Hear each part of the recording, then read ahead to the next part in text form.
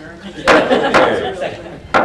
It's 7 o'clock. It's a meeting of the Central Berkshire Regional School Committee. Recording in progress. Yes, we're recording. Anybody else recording? No? TV? Yeah, TV for sure. Okay. So let's start with the Pledge of Allegiance. Pledge of Allegiance to the flag. To the flag of the United States of America and to the republic for which it stands, one nation, under God, indivisible.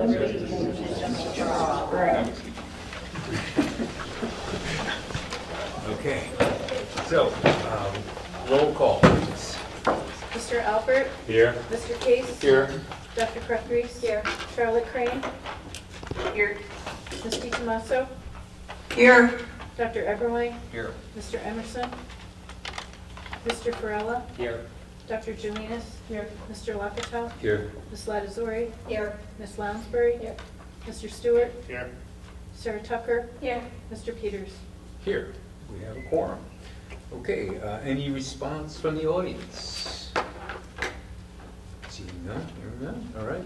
Start off with the student affairs. The last hurrah. So we just finished up our AP testing at Wacona and NCAS testing for the sophomores. So we had a lot of relief for the student body. We also had our class elections for the sophomores, juniors, and freshmen. So all the returning grades, and then when the freshmen come up in the spring or the fall, they'll have their elections. We also have that Teacher Appreciation Week was 2 weeks ago now, and the NHS put on a Teacher Appreciation Week thing where they had a different event every day to appreciate our teachers at Wacona, which is very nice. They were very appreciative of our appreciation. We also have prom coming up on Sunday and senior week all after that. We'll probably talk about that later. And what was I going to say? There's one more. Memorial Day ceremony is on Monday, where it's going to be a few student speakers, including myself and a couple other students. So there's going to be a lot of people from the school involved in the parade through different organizations. So yeah, connected that way. Cool. Any questions? Excellent. Thank you. thank you. So we'll do this is under you, yeah. Okay. All right, so financial reports.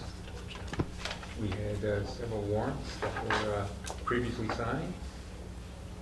And then gifts, donations, and grants. The first one is acceptance of donations from Unified Track and Field Booster Club to WRHS Unified Sports. Be it resolved, Central Berkshire Regional School Committee accept the following donation of $250 from the Unified Track and Field Booster Club to the Wacona Regional High School's Unified Sports as recommended by the District Treasurer. Second. Okay, I have a motion and a second. Any questions or discussion on this one? Seeing none, roll call vote, please. Mr. Albert? Yes. Mr. Case? Yes. Dr. Crefries? Yes. Charlotte Crane? Yes. Bonnie DiTomaso? Bonnie DiTomaso? Yes. Dr. Eberwein? Yes. Mr. Farella? Yes. Dr. Julinas? Yes. Mr. Locatell? Yes. Ms. Latazori? Yes. Ms. Lounsbury? Yes. Mr. Stewart? Yes. Sarah Tucker? Yes. Mr. Peters? Yes, motion carries. Okay, number 2, acceptance of donations to the General Scholarship Fund.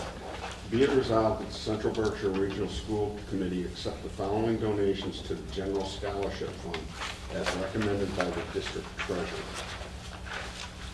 Just say it as it is. $75 from Elizabeth Shepard Rabadam and Frank Rabadam for the Mary Ano Memorial Scholarship. $75 from Jennifer Shepard for the Mary Ano Memorial Scholarship. $75 from Elizabeth Shepard Rabadam and Frank Rabadam for the Helen Shepard Memorial Scholarship. $75 from Jennifer Shepard for the Helen Shepard Memorial Scholarship. $500 from Sally Solori for the James Jim Solori Memorial Scholarship. $1,000 from Kirk and Brenda Dashling Daling for the Mike Mitchell Daling Scholarship. $1,000 from Christopher and Christine Duville for the Harold Duville Scholarship. $500 from Patricia Razulis for the Elaine Varanis Scholarship, and $350 from Christopher Quayle for the Quayle Inspiration Award. Second. Got a motion and a second. Any question on any of those? Nice job, Mike. A roll call vote, please. Mr. Albert? Yes. Mr. Case? Yes. Dr. Crefries? Yes. Charlotte Crane? Yes. Bonnie DiTomaso? Yes. Dr. Eberwein? Yes. Mr. Farella? Yes. Dr. Jelinas? Yes. Mr. Luckatow? Yes. Ms. Latazori? Yes. Ms. Lounsbury? Yes. Mr. Stewart? Yes. Sarah Tucker? Yes. Mr. Peters? Yes, motion carries. Thanks, Mike. You're welcome. Next up, the Secretary's report, approval of the minutes. Can I get a motion to approve the minutes of the regular meeting of April 25th, 2024? Moved. Second. A motion and a second. Any discussions, questions? Mr. Luckett. I have a number of comments to the minutes.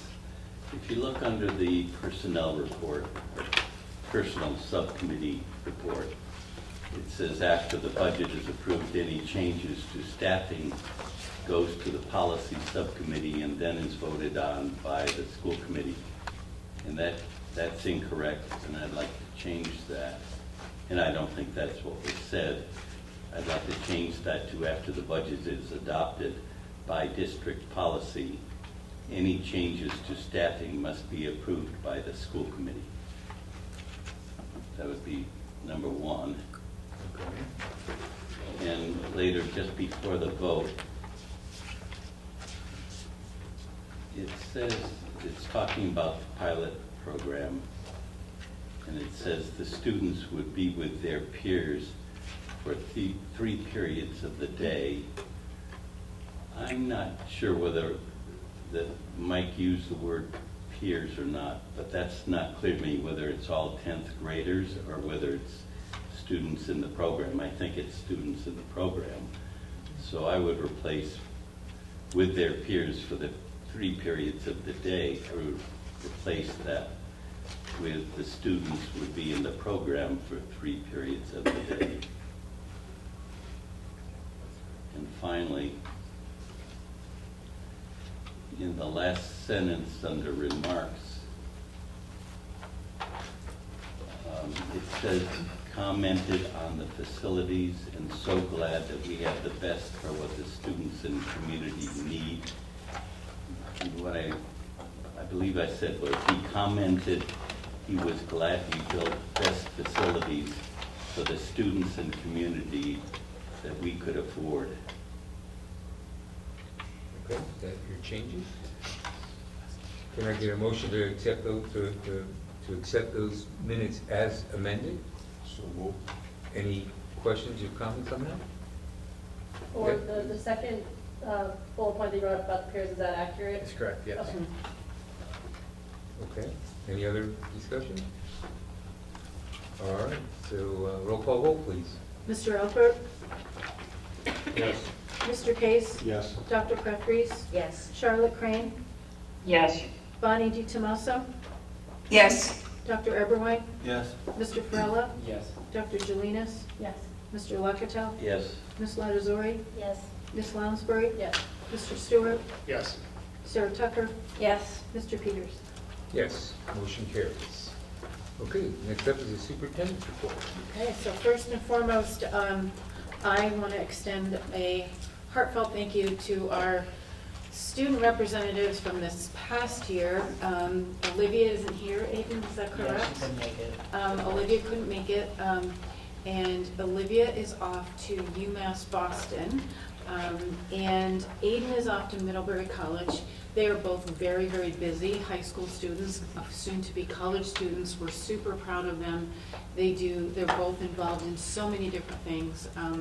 Speaking of Aiden specifically, in my travels, I would go to Green Umbrella, and there's Aiden. I go for a run, and there's Aiden running too. And there are just so many things that they've been involved with. So I do have a little token of appreciation for both of them. I'll give Aiden his right now. So stay in touch with us, Aiden. Yeah, absolutely. Thank you.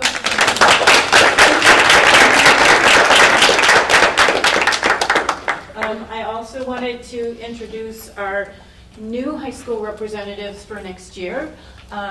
So the first one I want to introduce is Sophie Alsman. And Sophie, you are going to be a junior next year, is that correct? Yes, ma'am. So I want to thank you for being here and joining us. You're welcome to stay or you can leave. I know you're busy as well. I want to introduce Daniel Sargent. Daniel's going to be a senior next year.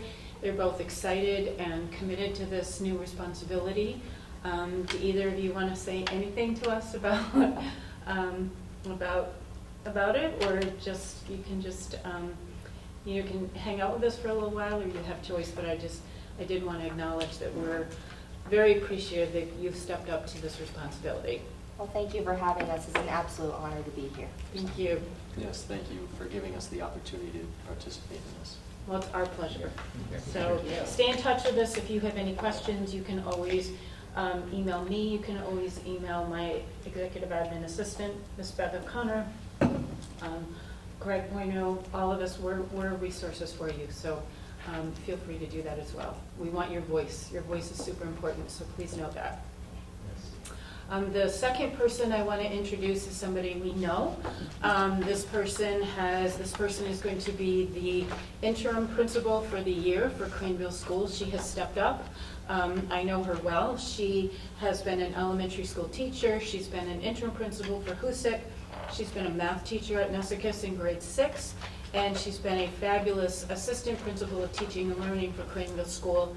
She has high expectations for herself, the highest. She has high expectations for students and staff. She works tirelessly. I can't even begin to tell you how many hours she puts in. She, at the sort of, just as a base foundation, she's always made sure that teachers have clear expectations, scheduling routines, that things run smoothly, that families are informed. I can't say enough nice things, and I'm really pleased that she has stepped up in this capacity. So it's Ms. Rebecca Sawyer.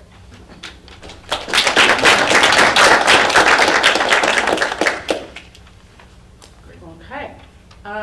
Next on my agenda is basically, it's a recommendation. So we have a form, so our head nurse, who's amazing, she kind of keeps us informed of Mass General Law when it comes to things like student health and wellness. And one of the things that falls under her purview is our medications. So she has to, under her licensure, she has to sign a form. And that form ensures that we're going to follow law when it comes to prescription medications. So there are some very specific medications that require a school nurse. So they require a school nurse to administer. They require a school nurse also to monitor. So for example, an inhaler. These are things you've probably heard of. An inhaler, if a student is diabetic. We have to monitor them very closely. We're responsible for monitoring them during the school day. We're responsible for monitoring them if there's a field trip during the school day. We're also responsible for monitoring them during after-school activities. So we have to have a plan for the full range of time that our students are with us and under our care. This form basically ensures, we're ensuring that we are entrusting that we are going to make sure that we're following Mass General Law. There are a couple little things to note that, on this form. What she does is she'll check off that basically nurses are responsible for all medications during the day. On field trips, we make sure that if we need a nurse, that we do have a nurse. That's a big part of what we do. If it's a medication that doesn't necessarily need to be monitored by a nurse, we need to make sure, or she will make sure, that it's an administrator and they're trained. So we're very specific about how we administer prescription medications. If it's after school, there's sometimes a student can self-administer, but again, she will make sure that we have a doctor's note that ensures that can actually happen. So this is a big responsibility on her part. That's basically in a nutshell what this paperwork or this form says. Best practice is to put it in front of all of you and just let you know that this is something that she does sign, that she monitors, that this is how we keep track of, to ensure that we are following state law when it comes to prescription medications. So that is what is behind really my recommendation. that we approve the form. There are a lot of resources. There's Mass General Law. I've included all the links. Can't speak quite as specifically to it as she can. She's really our expert. Our nurses are our experts.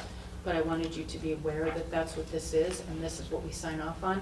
The other piece to this is we do this in collaboration with our district pediatrician, our district pediatrician. So we do have the district pediatrician.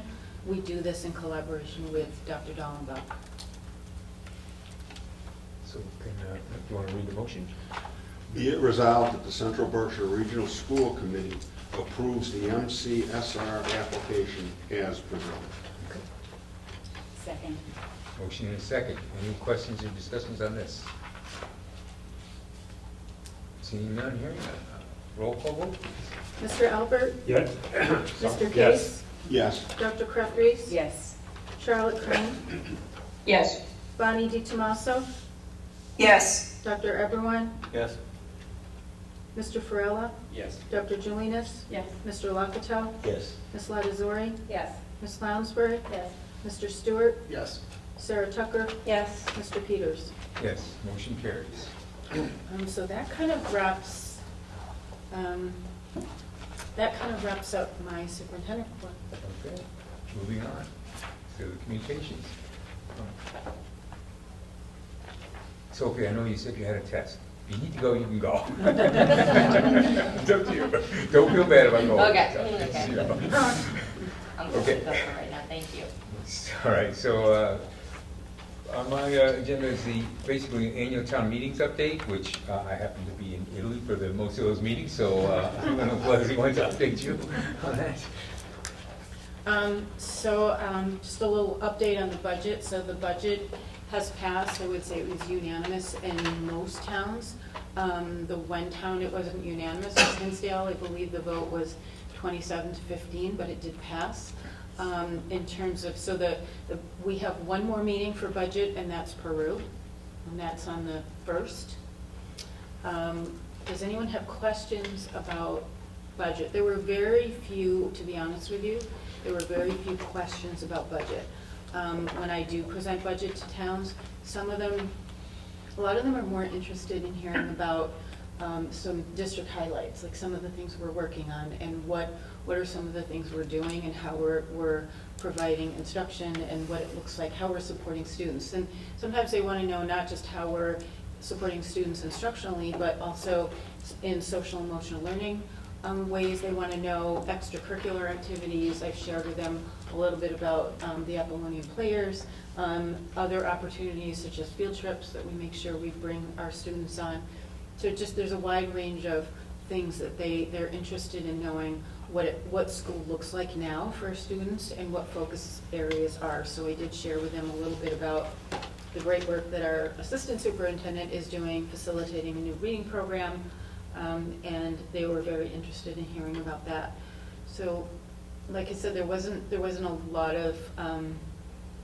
It's been a fairly smooth process. I'll speak to regional agreement in a minute, but does anybody have questions about budget?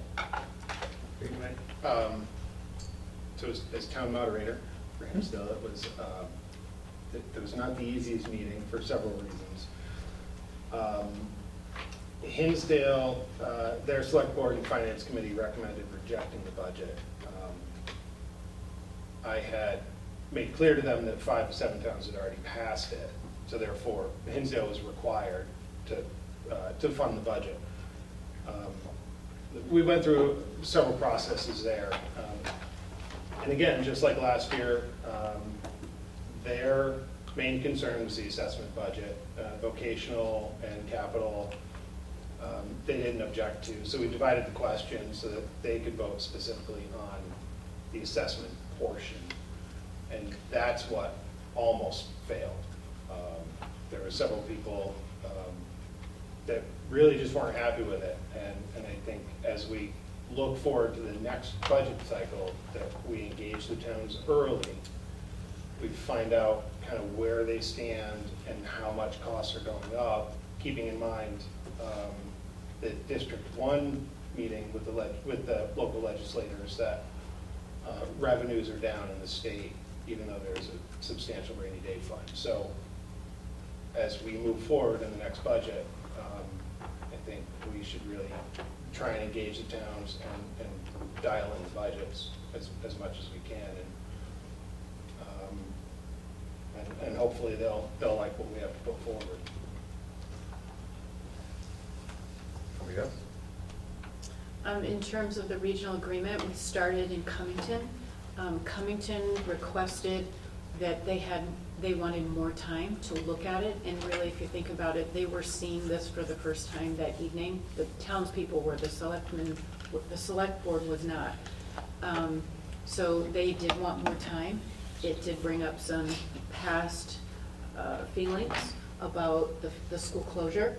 I believe that was about 9 years ago. So what we are going to do is we're going to hold a town forum for them on the, is it the 17th?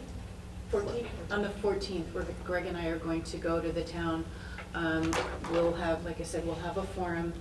One of the things that Greg and I worked on really was just making sure there was a cover letter. We realized the importance of having a cover letter, as well as including a summary of the main points of the agreement. The rest of the towns, Hinsdale did not pass it. I think the biggest question that the townspeople had about the agreement was, if we don't vote for it, what happens? What is the difference between what we have now and what happens? When we went to Hinsdale, Jay Berry was there to answer their questions. So much of the regional agreement right now is based in Mass General Law. It's a fairly straightforward agreement, I think. But those are the kinds of questions that we needed to be prepared to answer, and that we'll also be prepared to answer when we go to Cummington. The two main issues, I would say, one was incurring capital debt. That was one of them. The other one, and related to that, was how school committee votes to incur capital debt. There are two options, and what that vote actually looks like. Like, is it a 2/3 vote? Is it a 3/4 vote? Is it a unanimous vote? That kind of thing. We had questions about that.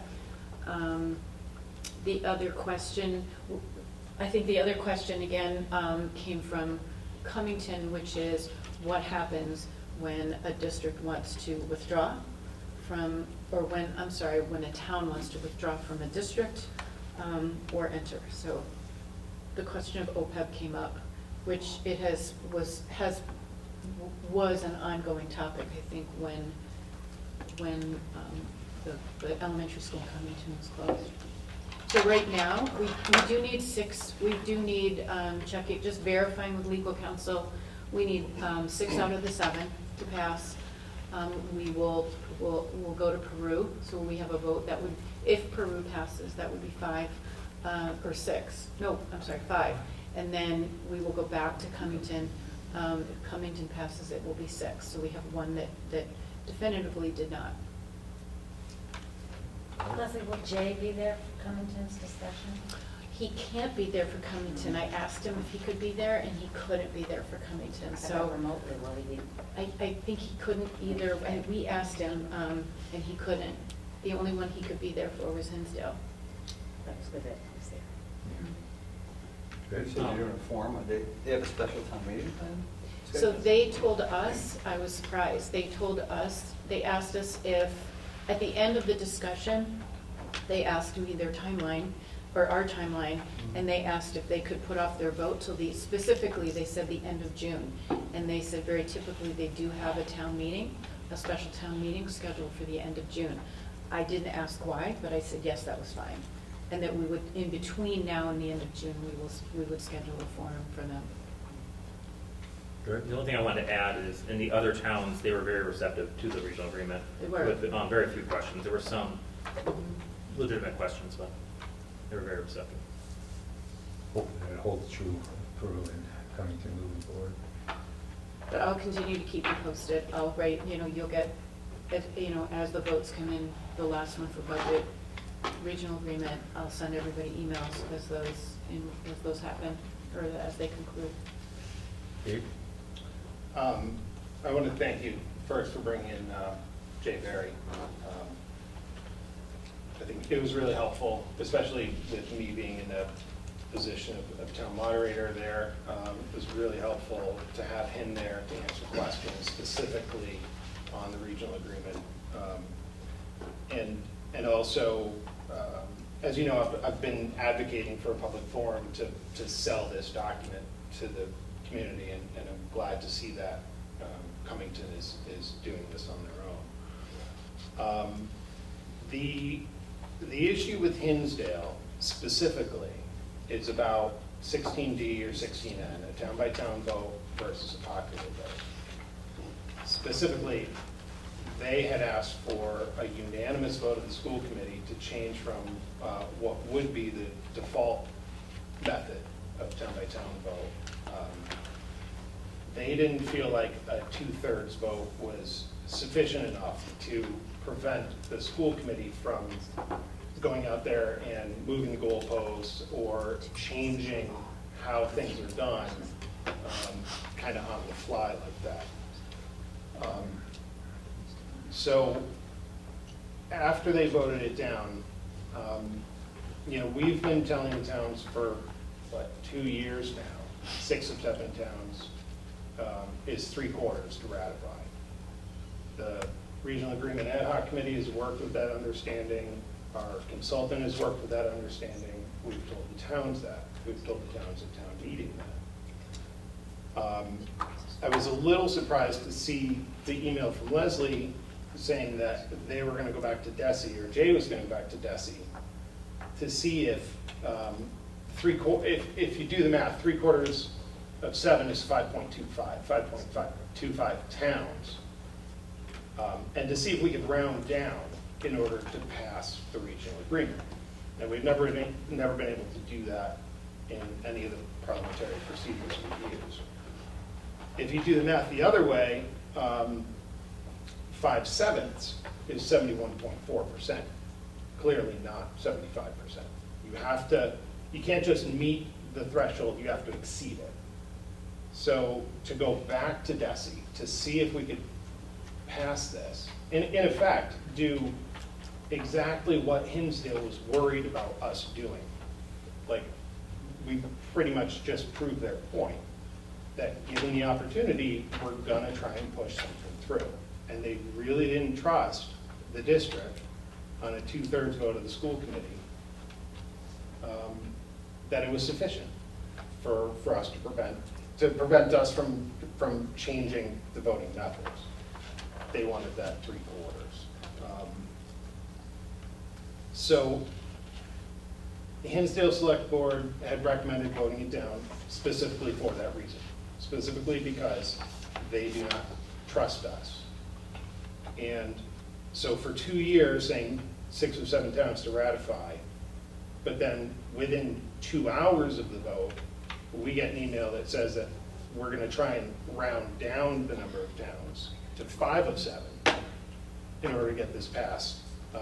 Really just proves Hinsdale's point. So I do want to say, David, that I didn't say necessarily we were trying to round down. When I was there that evening, Jay said to me he wanted to double check, but there was no, I did not say that was the direction we were going. And to be honest with you, that would be school committee anyway. But he said, so it was really just transparent, my being transparent with the school committee and hearing from Jay, our consultants, that he said he wanted to double check that. But I didn't say that we were trying to push something through. I just wanted to be transparent with the school committee that that's what he said to me. So in fact, then I went and checked with Russ and he said it's definitely 6 out of the 7.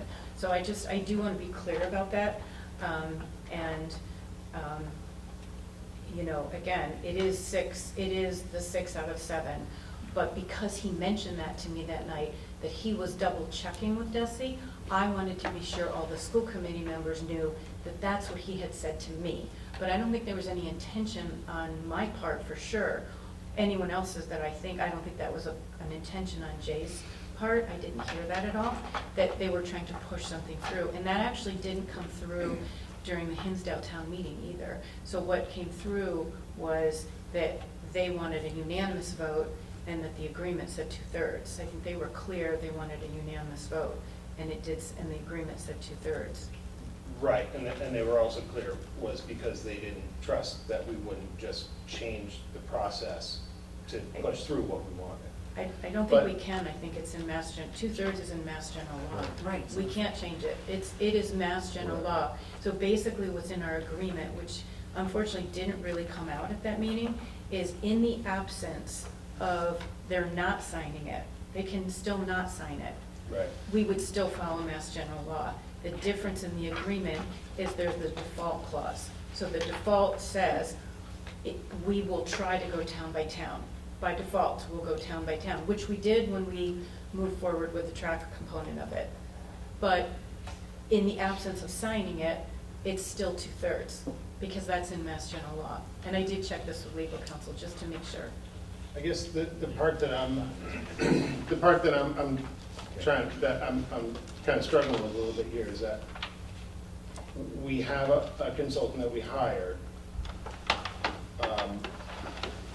who said that he would go back to DESI. I mean, at some point, like, we need to stand up and say, no, we've told the towns 6 of 7, even if somehow we could do it at 5.25 counts, 5 of 7, 5 1/4 towns. Even if somehow we do that, we have said for 2 years that we would do 6 of 7. So I think at some point, it's important enough to say, no, we've told the towns this and we're going to stand by that.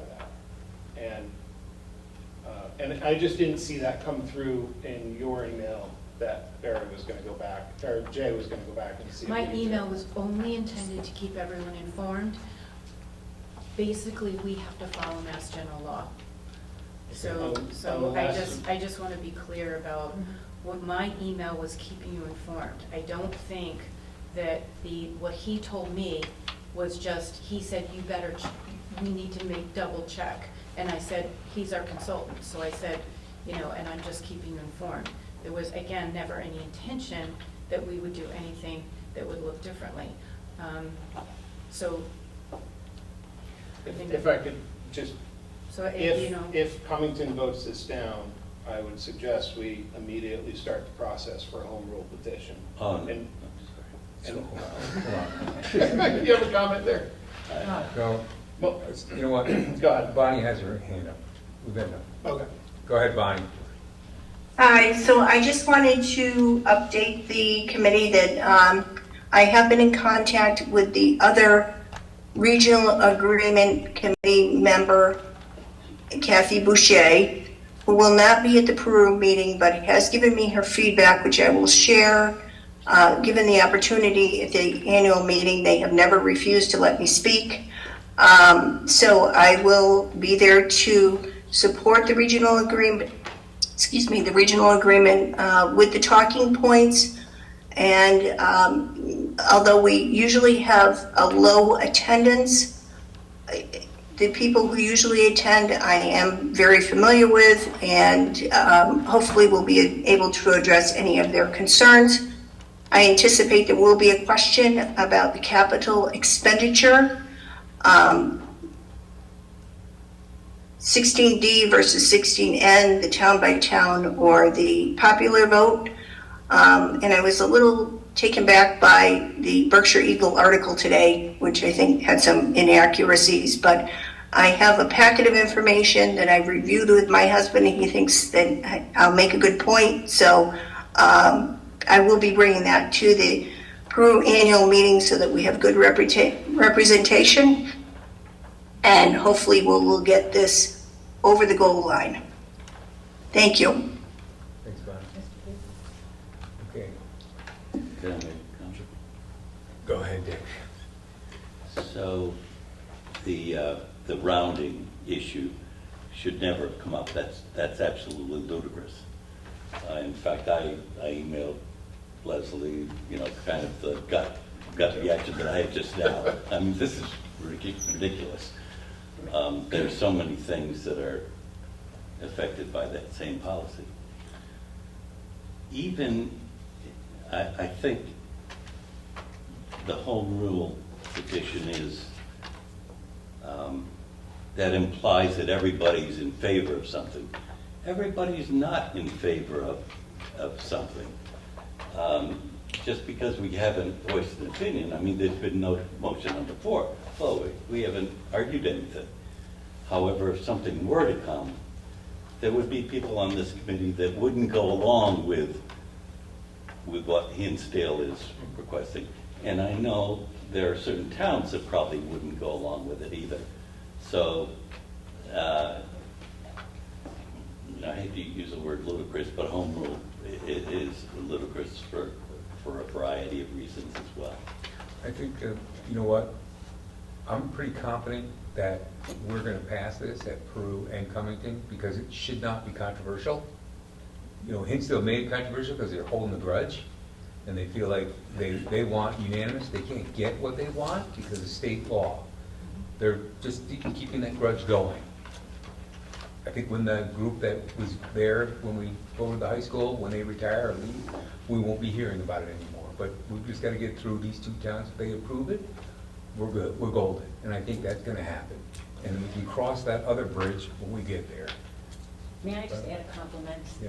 The important thing that I took away from all of this was the sheet that was prepared by Leslie, I think, about talking points for the regional agreement.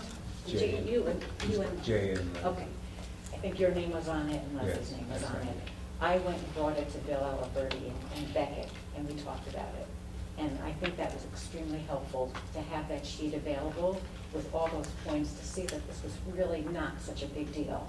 It took the mystique out of it, and I thank you for that. Yeah. Anybody else? We don't, I mean, I think if you can support Cummington and Peru, by all means, come and support them. I'll be there. Hopefully we can convince them that this isn't a big deal. This is basically non-controversial. We're just documenting what we do and getting up to date with state law. So it shouldn't be controversial. Hopefully we get the other two towns to go with it and then we're done. So, and the Peru town meeting is June 1st. So hopefully we'll get that one. All right, there's a bunch of folks that are due to rerun this year. I hope everybody's going to run again, I hope. But we have a really good committee here, and I think it's going well. I think I heard from Art that he's not going to be running. So hopefully we can get somebody to back See if I up. can recruit. I'm working on it too. Yes, please do, We please need a do. good buddy. Yeah, Rich, I encourage people from Dalton to run because I won't run. Yeah, If I get written out, I get written in, but I hope that folks will come out and do long to invest in time. yeah. Thank you. Thanks, Jay. All right, next up is the subcommittee reports. First up is curriculum. Good evening, everybody. Curriculum has not met since our last school committee meeting, but we will be meeting on June 18th via Zoom at 7 p.m., where we'll be discussing MCAS, or science curriculum, looking at points of how to get to a new science curriculum, and reviewing a request for an overnight field trip for the cheerleading squad. Thanks. Any questions? All right, next up is finance. Good evening, everybody. We met this Tuesday, the 21st. We covered a bunch of stuff. The first being the Wacona Regional High School concession stand. We had Jeff Cantarella come in and provide an update on what was going on with the concession stand. He informed the committee that the site plan would be finalized yesterday, and that the final drawings should be done within a week. They're ready to go to permit after that, and the start date would be determined soon. Jeff informed the committee that he's gotten very positive feedback so far from the community, and that he has been meeting with booster clubs and other stakeholders to review the plans and make sure that all the different people who are touched by this get their input solicited. He showed us some of the materials. The building bricks will match the high school, so it should look really nice and it should look really good. He assured us that student safety was priority and that everything will be properly fenced up. And that the building itself they've raised the funds to build it, and that they were halfway done with the fundraising for the build out of all the interior pieces. We also talked about some enrollment and anticipating staffing needs. Superintendent Leslie Blake Davis informed us that there have been some recent increases in social and emotional based needs of students, and that per state standards, the recommendation is to have 1 student adjustment counselor per 250 students. By this metric, Central Berkshire has a deficit of 1.28 student adjustment counselors. The committee asked for more detailed information to better understand the entire picture around these supports, their needs, their current workload, and the issues they face, which we will be going over at our next Finance Committee meeting. Director of Student Services, Nathan Liu, informed the committee of a recent English learner education review deficiencies that were based on Central Berkshire Regional School District demographics. That there is not enough English second language staff for the projected number of English learners, EL students in our district. The current staff do not have enough time to collaborate with teachers due to having to move between schools to service all the different EL students in our community. The Central Berkshire Special Ed Review also pointed to this deficiency due to lack of ESL staff. The state recommends that we have more ESL staff to address these deficiencies. The committee decided it would be prudent to review in more detail at the next Finance Committee around these needs. It was talked about bringing a motion to the school committee to potentially hire a 0.5 FTE ESL teacher, but we'll bring that up at the next school committee meeting. All right. We also talked about the building maintenance and capital plan. Director of Finance and Operations, Gregory Bueno, shared with the committee a revamped property and equipment improvement plan, which consolidated and outlined all the major projects and areas that will need to be addressed for our buildings. The biggest costs are roofs, with Beckett Washington roof being the first major priority.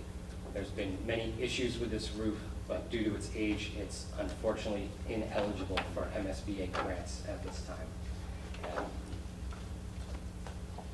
Greg let us know that contractors project that these costs will increase 3 to 5% per year.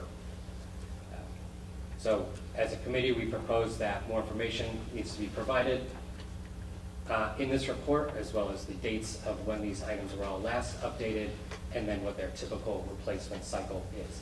The committee is then planning to update this plan and then present it to the towns this fall to show them, to help, so that they can hopefully better understand and see a better picture of what are our district's needs for our buildings and where we are in the different replacement cycles for all the capital projects. Last thing we talked about was a transfer from general fund to the Wacona Building Project Fund. Director of Finance and Operations, Greg Bueno, informed the committee that in 2021, we received rebates for electrical and gas utilities totaling $76,000. In preparation of the MSBA audit, it was discovered that these rebates were deposited into a miscellaneous revenue in the general fund, which was a consensus at the time that the rebates were to offset utility costs. But they should have been used to offset equipment purchases, so they should be deposited into the Wacona Building Project Fund. So as a result, at the end of this year, we'll see a transfer of those funds so that everything is, all our I's are dotted and T's are crossed. Topics to be discussed at our next meeting would be the Wacona Grounds Maintenance Plan, and then the SAC and SEL supports for staffing. And our next meeting will be June 13th, 6:30 at the Wacona Regional High School Learning Commons. It's also hybrid. Any questions or comments? I have a comment of the inconsistency of DESE or MSBA, and I'm not sure which it could be both. Because they want us the rebate to go into the project. That makes sense. However, the borrowing in advance of the bonding is in the general fund, which doesn't make sense. You think you'd be one or the other. And frankly, the rebates is the right way to do it, and for some reason, which escapes me. It's crazy. It is a tough state to do. It's different with each thing, but the reasoning they're saying that the temporary bans, that they're in the operating budget, it's because when we received all the interest off of the bond, we did the 80% bond, that also went into miscellaneous revenue those years. So you did have excess. Yeah, but it never lines up either, so it's. We could have used that, we could have left it all in the project. Right. And that would be the right way to do it, and then we'd be consistent for all years. It was confusing as to why that we had to carry that. Yeah, and we're going to be faced with, there's going to be a big bump next year at budget time. Yeah. Let's just say bump. I don't think it'll be a big bump, but it'll be a bump. There'll be a bump in one, and there'll be a pothole in the other. Oh, you can throw a pothole. Any other questions or comments for Paul? Thanks, Paul. Yeah, sorry. Oh, sorry. I just have a general comment. I mean, and it's not that I'm objecting to the recommendations from the English, the ESL learners audit or the special education audit. If we need more staff, we need more staff. But we're all sitting here talking about the budget, and all of the towns are saying they feel squeezed and they want, us to be on top of communicating with the towns of the needs and cognizant of stresses. And then everybody wants more staffing, and there are different needs, different student populations within Central Berkshire. We can't be cognizant to rein in our expenses and provide everybody with what they think everybody needs. So everyone's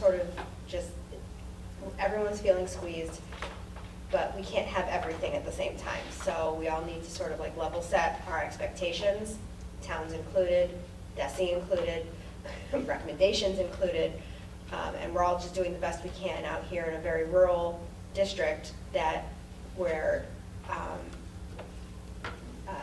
income is not growing as rapidly as needs assessments for the district are.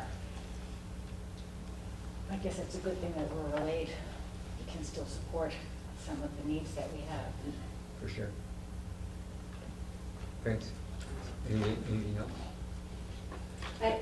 Go ahead. I mean, I guess Sarah? I just think that we're going to be, the needs of the district, and based off of those assessments, we're going to be seeing higher and higher needs of the students that are coming into Central Berkshire. Like, we're getting more and more students, and the needs of, these needs are little now. I think next year they're going to be higher, and the year after that it's going to be higher. So just to be very transparent, that's not going away.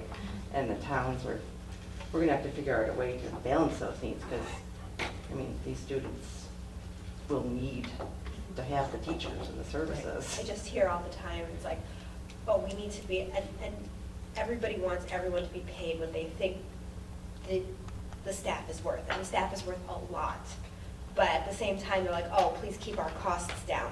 We can't keep your costs down and fulfill all of the needs and obligations that you think we need to. It's not going to work. Yeah, Just think of your own budget. It's a whole new world, and the needs are very, very, they're changing drastically in Berkshire County, and Dalton's going to be feeling it. So it's going to be a learning experience, I think. Hinsdale, Peru, Beckett. They're going to be feeling it more. It's a Yeah. changing world right now. Okay. Next up is policy. We met on April 3rd and reviewed sections BEDB through BEDG, which covered topics from the agenda for regular meeting, quorum and voting policy, conduct of meetings, voting methods, meeting minutes. And during that, we had a significant discussion about how to maintain and possibly simplify Robert's rules, which we will return to at our next meeting in June. We also discussed and voted to recommend to the full committee that Peru be able to remove McCann as one of their preferred vocational schools. which we will bring forward for formal approval along with a request from Windsor at next school committee meeting. And lastly, we considered a request to change the day and or time at which the full school committee meets, and the subcommittee decided to refer that question to the full committee for a discussion to better understand the feelings and direction that the full committee would like to go. So I'll chime in. I brought that up really selfishly. I have I'm under contract on Thursday nights. I'm supposed to be somewhere else tonight, actually. So I was like, hey, what if we move the committee meetings to Mondays? And that was just a selfish idea on my own part. And there was some back and forth, some good comments of why maybe two or new, and quite frankly, I'm just throwing it out there if anybody has any, I think the policy subcommittee kind of determined that that wasn't a good idea to change it for a number of reasons. I think Dick brought up that some of the other towns moved their meetings away from Thursday nights because we're on Thursday nights. I think is that what you had said? Yeah, I think that has happened in the past. Yeah. Anyways, the other thing was to move the time a little bit earlier to either 6 or 6:30. Thank you. To 6 or 6:30, and just throwing it out there as a comment. So maybe we get done earlier. I don't know whether that's amenable to the team or not, but just that was what was thrown out. So I don't know if anybody wants to join in that, moving it earlier. I mean, does anybody have any comments or questions or want to make a motion or? Yeah, Sarah. I know personally for me moving it earlier would be more difficult because I have kids that play sports and I'm transporting them around, and by 7 o'clock my children are home, so I can have them situated. Okay. So I'm hearing no's on both accounts, so I guess we'll leave it alone. Darn.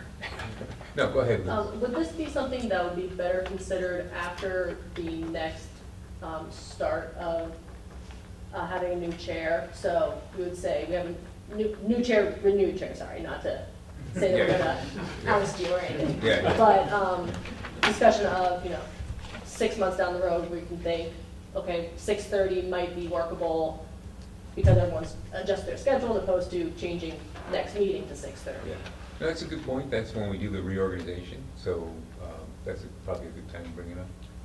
Yeah, to Liz's point, I think we had a bit of a discussion during the policy subcommittee about, how to maybe allow for not, immediate change, but during the time that the school committee is sort of, reconfiguring and setting up their annual schedule of meetings and, who's on various subcommittees, et cetera. Would that be a time for the school committee as a whole to discuss and potentially change a day or a time if the full committee felt that that was beneficial to the full committee? Yeah, I think it's a good plan. Yeah. I don't know if it would work for especially parents with young kids if maybe just the summer meetings were a little earlier. Yeah. Again, I think it's a good idea. Maybe what we could do is before the reorganization, I always send out a note asking people what their preferences are and for committees. And maybe we can also ask preferences if there's time, and you just at least get a nod from each person, what they think works best for them, and we can make a decision at that point. I think it's a good idea. Mike? The only thing I was going to add is every committee is going to have problems with when and where they meet. There's always going to be somebody that's got something else going on. So we have to bear that in mind. For instance, if you change it to Monday nights, Washington wouldn't attend because the select board's Monday nights. Yeah. Well, also, that might be a factor of who runs to be on the committee. Yeah. If they know meetings are going to be roughly at 6:30 or 7 o'clock, they know it's 7 o'clock or on Thursday nights, or the typical meeting, they're going to be inclined to run or not run based on that. So it's something that it must be predictable, I think. Right. Go ahead, Charlotte. However, to that point, the individuals that are elected would have a chance to voice their preference during that polling process. Yeah. Appreciate it. Dave? Yeah, I would just say that it's not that the date and time is absolutely immovable, but it should not be readily moved. Okay. And having that consistency, I think, is really important.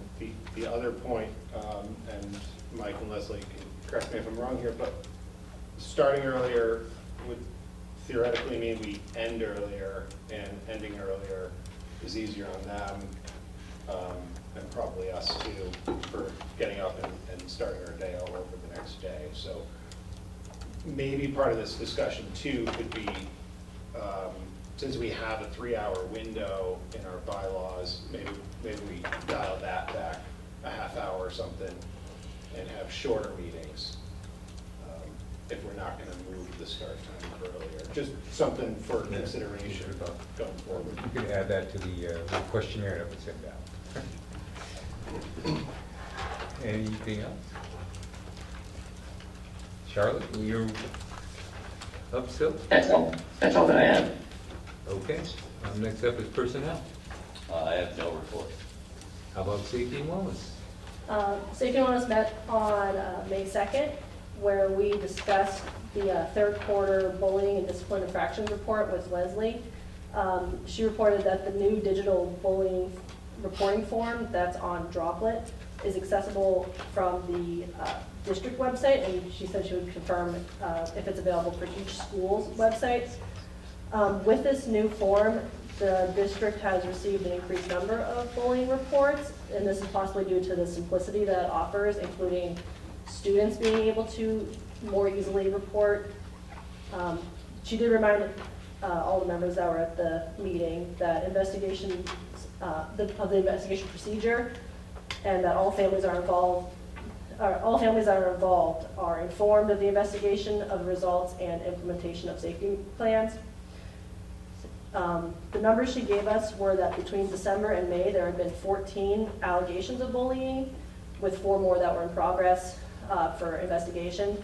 And once they had been investigated, 2 of those 14 had been found to fit the strict bullying criteria.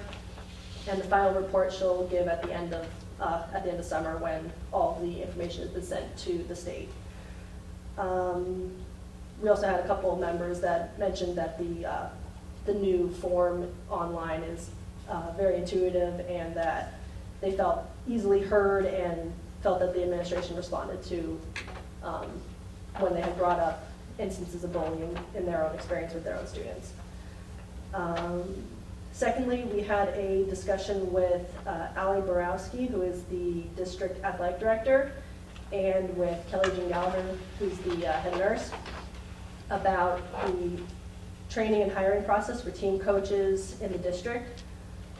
Allie reported that all coaches must pass a Corey Sorry check and be or become CPR and AED certified. Both had confirmed that this is one of the first seasons that there's 100% CPR and AED certification throughout the full coaching staff. Allie clarified that EMTs attend most games and events, but not regular practices. And at the same time, coaches are not required to have first aid training. So if anything were to happen at a practice, the first route to take would be to call emergency services. Kelly Jean also explained that as of 2015, all home teams are required by mass law to have AED machines and must have someone who's trained to use those. And at this point, the district has about 10 portable AED machines, and those are assigned out to the coaches. So each team, almost every team, has one specifically assigned to them at all times. Finally, there was one question that Ally answered about while all coaches are Corey and Sori checked, there's no additional training for sexual misconduct, identifying possible misconduct issues, or best practices for coaching. But Leslie did clarify that all staff throughout the district receive civil rights training, which also includes sexual harassment training. Student athletes and families are encouraged to file complaints similar to how they're handled during school hours, or to speak directly to Ally. And Ally said that she has students that come up to her during the school day and will talk with her if they feel like they have any problems. We don't have a scheduled meeting coming up yet, but possible topics for the next meeting include, the concussion protocol that the coaches go through, and then new menu updates with John Trinfaglia, because he had just redone the menus so that we have more variety at the schools. And then finally, possibly looking at Title X changes and how they'll affect students in our district. Any questions for Liz? Just one comment. I believe that Ally and Kelly Jean said that if we wanted the coaches to go through training that was first aid and that had a first aid and CPR component, that probably wouldn't be a problem, that there are classes that combine the two, so that this way all our coaches would be trained in first aid just in case something were to happen during a practice. For the same cost. Mm-hmm. Yeah. Yes. Anything else? Thanks, Liz. All right, nothing to report on the affordability project. The agreement ad hoc is still hanging out there until we get those last 2 votes. Almost. And Todd couldn't make it today. He was he didn't leave the eastern part of the state till like 4 o'clock, so he knew he was gonna, or 5 o'clock, so he knew he was gonna make it here. So, anyways, superintendent ad hoc. We have a meeting scheduled for June 17th at 7 p.m. via Zoom for our next quarterly meeting with the lesson. All right. Okay, any old business? Right. I'm not sure if it's old or not, but I've been requested to ask if Greg, if you had any, have you gotten anywhere with DUFOR in regards to vocational? Actually, I'm going to be setting up a meeting with the towns for next week. Okay. And do you have numbers for vocational for next year yet? Numbers, like number of students? Yeah. Yes. My town's looking for. Yes, we can make sure they get those. Okay, thank you. Anybody else old business? Any new business? Remarks for the good of the committee? I want to say congratulations to all the Wacona seniors, and to all the students. It's been a great school year, and I hope you all have a great summer. Yeah. I will say that, you make sure you let the administration know if you want to go to any of the events, if you haven't already. The senior assembly is an awesome event. You can get there during the day. It's just a lot of fun. And then the awards night, and of course graduation. So. All right, can I get a motion to adjourn? So moved. Second. Motion and second. Roll call vote, please. Mr. Alpert? Yes. Mr. Case? Yes. Dr. Chris Reese? Yes. Charlotte Crane? Yes. Bonnie DiTomaso? Yes. Dr. Eberlein? Yes. Mr. Farella? Yes. Dr. Jelinas? Yes. Mr. Lockertel? Yes. Ms. Latazuri? Yes. Ms. Lounsbury? Yes. Mr. Stewart? Yes. Sarah Tucker? Yes. Mr. Peters? Yes. Motion adjourned. Meeting adjourned. Thanks, everyone. Thank you.